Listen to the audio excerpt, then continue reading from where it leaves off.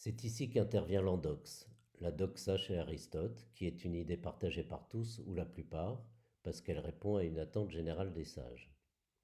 Elle vient compléter le dispositif pour refermer la boucle et relancer une observation lorsque le savoir ainsi conçu ne répond pas suffisamment à l'attente.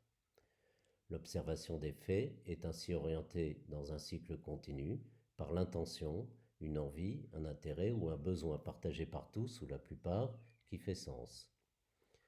C'est cette endoxe qui oriente les capteurs et donne son sens à l'action.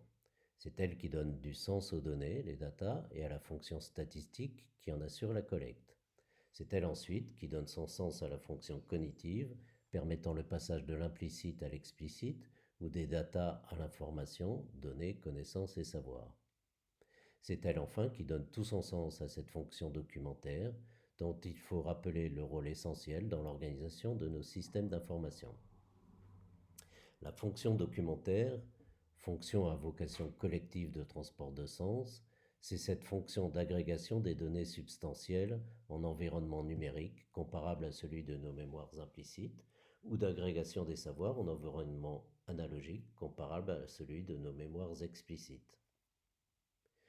Cette fonction est aujourd'hui à la peine dans un espace-temps de plus en plus contracté par les nouvelles technologies de l'information et de la communication, dont les sciences du même nom, les sciences de l'information et de la communication, ont bien du mal à dompter les flots tumultueux. Dans information et communication, il y a communication. Se limiter au traitement des datas et à la seule technologie numérique, c'est se condamner à rester dans l'implicite, c'est-à-dire se priver de l'explicite et donc, d'une certaine manière, abandonner cette deuxième jambe de l'infocom qu'est la communication. L'outil méthodologique de la communication, c'est cet endoxe, néologisme construit par opposition à la notion de paradoxe, ce qui va contre l'attente générale des sages. Il indique une idée partagée par tous en raison du sens que lui procure l'attente générale et assure le passage de l'implicite à l'explicite, des big, smart puis thick data, aux connaissances puis aux savoirs explicites. C'est un outil de partage. L'outil technologique de la communication, qui vient compléter l'endoxe et l'outil méthodologique, en le succédant, sûrement pas en le précédant, c'est la documentation.